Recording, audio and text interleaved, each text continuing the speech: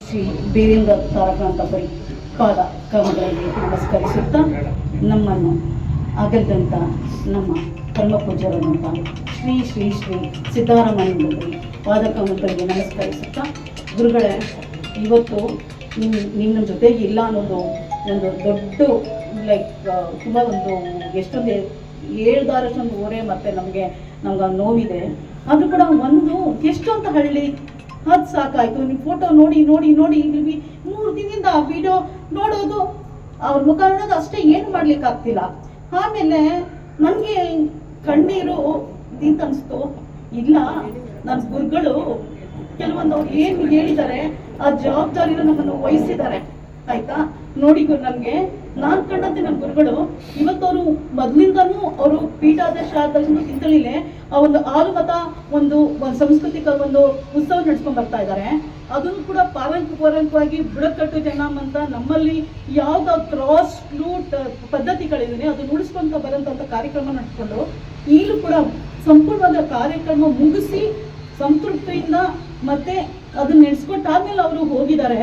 ಮತ್ತು ಹೋಗಿದ್ದ ದಿನಗಳು ಹೇಳ್ಬೋದು, ನೀವು ಭೀಷ್ಮ ಹೋಗಿದ್ದ ದಿನ ಅಂತೆ. ಅವ್ರಿಗೆ ಅದು ಇಚ್ಛಾ ಮಾಡೋಣ ಅದು ಏನೋ ಗೊತ್ತಿಲ್ಲ, ಬಟ್ ಅದು ನನಗೆ ಎಲ್ಲೋ ಒಪ್ಕೊಳ್ಳಿಕ್ಕಾಗಲ್ಲ. ಯಾಕಂದ್ರೆ ಅವ್ರ ಜೊತೆ ನಾನು ಮಾತಾಡ್ಬೇಕಾದ್ರೆ ಎಷ್ಟು ಅಂದ್ರೆ ಆಧ್ಯಾತ್ಮಿಕವಾಗ್ಬೋದು, ಸಾಮಾಜಿಕ ಚಿಂತನೆ ಇತ್ತು. 2 ಹೇಳ್ತಾ ಇದ್ರು ಅವರು. ಮನುಷ್ಯನಿಗೆ 2 ತೃಪ್ತಿ ಕೊಡುತ್ತಂತೆ, ಒಂದು ಆಧ್ಯಾತ್ಮಿಕವಾದದ್ದು, ಇನ್ನೊಂದು ಸಾಮಾಜಿಕ ಕೆಲಸ. ಅದೆರಡು ತೃಪ್ತಿ ಕೊಡುತ್ತಮ್ಮ ಆತ್ಮಕ್ಕೆ, ಇನ್ಯಾವುದು ಕೊಡಲ್ಲ ಅಂತ ಹೇಳಿದ್ರು. ನಮ್ಮನ್ನ ಇಲ್ಲಿ ಈ ಮಠನ ನಾನು ಬಿಟ್ಟು ನನಗೆ ಸುಮಾರು ನಮ್ಮನ್ನ ಸಣ್ಣ ವಯಸ್ಸಿನಂತ ಬೆಳವಣಿಗೆ ಅಂಕಲ್ ಆಗ್ಬೋದು, ಮತ್ತೆ ನಮ್ಮ ಮಾದೇವ ಅಂಕಲ್ ಆಗಿರ್ಬೋದು, ಹಲವಾರು ಮಂಜಣ್ಣ ಆಗ್ಬೋದು, ಮತ್ತೆ ನನಗೆ ಬೀರಪ್ಪನ ಅಜ್ಜ ಆಗ್ಬೋದು. ನಾನು ಭಾಳ ಸಣ್ಣದಿಂದ ದೊಡ್ಡ ಮುಸ್ಲಿಮಿಂದ ಮಠಕ್ಕೆ ಬರ್ತಿದ್ದೆ. ಅದ ನಂತರ ಅವರು ತೀರ್ಕೊಂಡ ನಂತರ ನಾನು ಬರ್ಲಿಕ್ಕೆ ಆಗ್ತಿಲ್ಲ ಕಾರಣಾಂತರದಲ್ಲಿ. ನಂಗೆ ನೋವಿಂದ ಹೇಳ್ತೀನಿ, ಈ ಸಮಾಜದಲ್ಲಿ ಏನಿಸ್ಕೊಂಡು ನನಗೆ ಗುರುಗಳು ಅಂತ ಆದ್ರೆ ನನಗೆ ಒಂದು ಪ್ರೇಮಮಯವಾದ ತಾಯ್ತನ ಕೊಟ್ಟಂತ ನಮ್ಮ ಸಿದ್ದರಾಮಪುರಿಯವರು. ಆಯ್ತಾ, ನಮ್ಗೆ ಹೆಣ್ಮಕ್ಳಿಗೆ ಇದೇ ನನ್ನ ಸಣ್ಣ ಮಕ್ಳಿಂದ ಬಂದಂಥವ್ರಿಗೆ ಆಮೇಲೆ ಸ್ವಲ್ಪ ನೋವಾಯ್ತು, ನಾನು ಬಿಟ್ಬಿಟ್ಟಿದ್ದೆ ಆಯ್ತಾ. ಆಮೇಲೆ ತಿರ್ಗಾ ನಾನು ಒಂದು 16 ವರ್ಷ ಈ ಒಂದು ರಾಜ್ಯದಲ್ಲೇ ಇರಲಿಲ್ಲ, ಮತ್ತೆ ಬಂದೆ. ಮತ್ತೆ ಇವರೊಂದು ಕಾರ್ಯಕ್ರಮದಲ್ಲಿ ಭೇಟಿ ಆದೆ. ಅವಾಗ ಅವರು ಎಲ್ಲೋಗಿದೆ ತಾಯಿ, ನೀನು ಇಷ್ಟು ದಿನ ಕಾಣೆ ಆಗಿದೆ, ಎಲ್ಲಿ ನೀವು ಕಾಣಿಸ್ತಿಲ್ಲಲ್ಲ ಅಂತಂದ್ಬಿಟ್ಟು ಹಾಗೆ ಅವ್ರದ್ದು ಓಡಾಟ ಸ್ಟಾರ್ಟ್ ಆಯಿತು. ಹಾಗಾಗಿ ಅವ್ರು ಹೇಳ್ದಂಗೆ ಆಧ್ಯಾತ್ಮಿಕವಾಗಿ ಸಾಮಾಜಿಕವಾಗಿ ಅಲ್ಲವರು, ನಾನು ಕೂಡ ಬೇಸಾಗಿ ಒಂದು ಸಾಮಾಜಿಕವಾಗಿ ಆಗಿಂದ ಕೆಲಸ ಮಾಡ್ಕೊತಾ ಬರೋದು. ನಾನು ಯಾವಾಗಲೂ ಸಮಾಜ ಸೇವೆ ಅಂತಲ್ಲ, ನಾನು ಅವ್ರಿಗೆ ಅದೇ ಹೇಳ್ತಿದ್ದೆ, ಗುರುಗಳೇ ಯಾರು ಸಮಾಜ ಸೇವೆ ಅಂತಾರೆ ಅಲ್ಲಿ ನಾನು ಅಗ್ರಿ ಮಾಡಲ್ಲ, ಅದು ಸಮಾಜ ಕೆಲಸ ಅಂತ ಮಾಡಿದ್ರೇನೆ ಅದು ನಮ್ಮಲ್ಲ ಬದ್ಧತೆ ಬರುತ್ತೆ ಅಂತ ಹೇಳ್ಕೊಂಡು ಹೀಗೆ ಹಲವಾರಿಕ ಚಿಂತೆಗಳು ನಡೆದಿತ್ತು. ಇವತ್ತು ನಮ್ಮ ಸಮಾಜದಲ್ಲಿ ನಿಜವಾಗ್ಲೂ ನೋಡಿ, ಅವರು ಆ ಗುಡ್ಡ ಪ್ರದೇಶದಲ್ಲಿ ನೀವು ನೋಡ್ಬೋದು, ಇವತ್ತು ಪಾವರ್ಟಿ ಲಿಟ್ರಸಿ ಮತ್ತೆ ಎಲ್ಲದರಲ್ಲೂ ಅವಕಾಶ ವಂಚನ ಪಾಪ ಕಟ್ಟ ಕಡೆಯ ಜನದ್ದು ಅಂತಂದ್ರೆ ಆ ನಾರ್ತ್ ಕರ್ನಾಟಕ, ಆ ಒಂದು ಹೈದರಾಬಾದ್ ಇದೆಯಲ್ಲ ನೋಡಿ, ಎಲ್ಲರೂ ಬೇರೆ ಬೇರೆ ಸ್ಥಳದಲ್ಲಿ ಆಯ್ಕೆ ಮಾಡ್ಕೊಂಡ್ರೆ ಇವ್ರಿಗೂ ಸಿದ್ದನೂರು ಕೊಟ್ಟಿದ್ರು.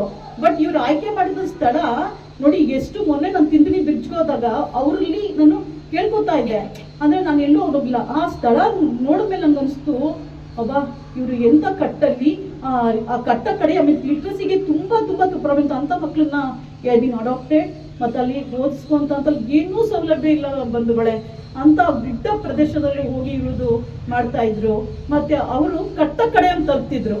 ಆಯ್ತಾ, ನೋಡಿ ನಾವು ಏನ್ ಹೇಳ್ತೀವಿ, ಮಹಾತ್ಮ ಗಾಂಧಿ ಕಟ್ಟ ಕಡೆ ಅಂತ ತಲುಪಬೇಕು ಅಂತ.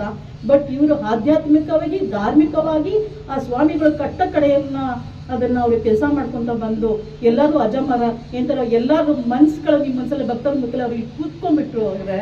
ಯಾಕಂದ್ರೆ ಇವತ್ತು ನಮ್ಮ ಗುರುಗಳಿದ್ದಾರೆ, ನಾನು ಧೈರ್ಯವಾಗಿ ಹೇಳ್ತೀನಿ ಆಯ್ತಾ, ಯಾರಿಗೇನು ಅಂಜಬೇಕಾಗಿಲ್ಲ. ಮತ್ತೆ ಇದೇಂತಿಲ್ಲ, ಇವತ್ತು ನಮ್ಮ ಕಾಗಿನೆಲೆ ಗುರುಗಳು ನಿಜವಾದ ಗುರುಗಳು ಅಂದ್ರೆ ಬಂದಾದ ನನ್ನ ಸಿದ್ದರಾಮಪುರಿ. ಯಾಕಂದ್ರೆ ಇವತ್ತು ಕೆಲಸ ಮಾಡ್ತಿರೋದು ಅವ್ರ ನೋವು ನಮಗೆ ಗೊತ್ತ್ರಿ ಎಷ್ಟು. ಈಗ ಹಣ ಪಿಳಿಗೆ ಬೇಡ ಹೇಳ್ತಾ ಇದ್ರಪ್ಪ ಅವರು ಅಷ್ಟು ಅವ್ರ ಸ್ವಂತ ದುಡ್ಡಲ್ಲಿ ಭಿಕ್ಷೆ ಬೇಡಿ ಕಟ್ಟಿದ್ದು ಅಂತದ್ದು, ಯಾರು ಅವ್ರಿಗೆ ಡೊನೇಷನ್ಸ್ ಅಂತ ಏನಿಲ್ಲ ಆಯ್ತಾ. ಅಂತ ಗುಡ್ಗಡ್ಡಲ್ಲಿ ಕಟ್ಕೊಂಡು ಜನದ ಮನ್ಸಲ್ಲಿ ಕಟ್ಟಿದ್ರಿ ಅವರು. ಜನದ್ ಯಾರು ಕಟ್ಟ ಕಡೆ ಇದೀರಿ ಅಂತಲ್ಲ ಅವ್ರನ್ನ ಕಟ್ತಾ ಬಂದ್ರು. ನಮಗೆ ಸಾಂಸ್ಕೃತಿಕನ ಹೇಳ್ತಾ ಇದ್ರು ಗುರುಗಳು, ನಮ್ಗೆ ಅಮ್ಮ ಎಷ್ಟು ನಮ್ದು ಇತಿಹಾಸ ಹೇಗಿದೆ, ಮೂಲ ನಾವಿದು, ಅದನ್ನ ಅವ್ರಿಗೆ ಆಸೆ ಇತ್ತು. ವಿ ಹ್ಯಾವ್ ಟು ಎಜುಕೇಟ್ ದೋಸ್ ಆಯ್ತಾ. ಯಾಕಂದ್ರೆ ನಮ್ಮ ಪರಂಪರೆ ಇವತ್ತು ನಮ್ಮ ಗುರುಗಳು ಏನಕ್ಕೆ ಅಂದ್ರೆ ಅವ್ರಿಗೆ ಸಂಸ್ಕೃತಿನಾಗೆ ಯಾರು ಹೇಳ್ಕೊಡೋರಿಲ್ಲ. ನನ್ನ ಸಮಾಜ ಇವತ್ತು ಏನಕ್ಕೆ ಅನಾಥ ಮತ್ತೆ ಏನಕ್ಕೆ ಈ ಸಂಸ್ಕೃತಿಯಲ್ಲಿ ಇನ್ನೇನಿದೆ ಹೇಳ್ಕೊಡೋರು ಯಾರು? ಆ ಸಂಸ್ಕಾರಕ್ಕೆ ಆ ಸಂಸ್ಕಾರನ ಕಳಿಸ್ಕೊಳ್ಳೋಕೆ ಅವ್ರು ಹೆಜ್ಜೆ ಇಟ್ಟಿದ್ರು. ಅವ್ರ ಜೊತೆಗೆ ನಮ್ಮನ್ನು ಕೂಡ ಹಂಚ್ಕೊಳ್ತಿದ್ವು. ಈ ಮಟ್ಟಕ್ಕೆ ಅವರಿಂದ ಬಂದ್ವಿ ನಾವಿಲ್ಲಿ. ಅವ್ರು ಬಂದಾಗ ಒಂದು ಫೋನು ಬಂದಿದ್ದೀನಮ್ಮ ಅಂತಿದ್ರು. ಇವಾಗ ನಮ್ಗೆ ಹೋಗುತ್ತೆ, ಕೆಲವು ನನ್ನ ಕೆಲಸದಿಂದ ಅಂತ ನಿಮಿದಿಂದ ನಾನು ಬರೋಕ್ಕಾಗ್ತಿರ್ಲಿಲ್ಲ. ಆಮೇಲೆ ಬಂದು ಗುರುಗಳ ಜೊತೆ ಮಾತಾಡಿ ಮತ್ತೆ ಅವ್ರು ಏನು ಕೆಲಸಗಳು ಹೇಳ್ತಿದ್ವು ಅದನ್ನು ನಾವು ಮಾಡ್ತಾ ಇದ್ವಿ.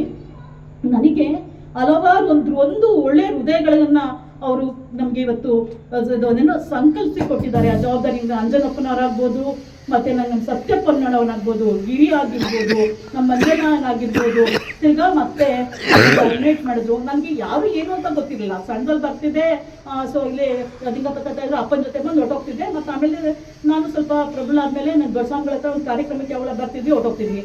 ಅವಾಗ ಕಾಳಿದಾಸ ಟ್ರಸ್ಟ್ ಅಂತ ಇತ್ತು, ಅವಾಗೇನೋ ಕಾಯಮವ್ರು ಇದ್ದು ಅಲ್ಲ ಅಂಕಲ್, ಬರ್ತಿದ್ವಿ. ಆಮೇಲೆ ಇನ್ನೇನು ಇಲ್ಲ.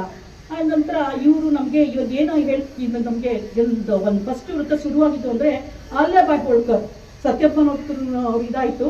ನಿಮ್ಮ ಆಲ್ಯಾಬಾಯಿ ಹೋಳ್ಕರ್ನ ನಾವು ಮಾಡ್ಬೋದು. ಹೇಗೆ ಮಾಡ್ಬೋದಮ್ಮ ಅಂದರೆ, ಗುರುಗಳು ನನಗೇ ಜ್ಞಾನ ಇದೆ ನಾನೇ ಮಾಡಿಬಿಡ್ತೀನಿ, ಖಂಡಿತ ಇಲ್ಲ. ನೋಡಿ ಅವ್ರದ್ದು ಅಂದರೆ ಪ್ರತಿಯೊಬ್ಬರಿಂದನೂ ಅಂದರೆ ಆ ಒಂದು ಯಾವಾಗಲೂ ಅಷ್ಟೇ ಜ್ಞಾನಕ್ಕೆ ಎಲ್ಲರಿಂದ ಕಲಿಕೆ ಇರ್ತೀನಿ, ಕಲಿಕೆಗೆ ಕೊನೆ ಇಲ್ಲ.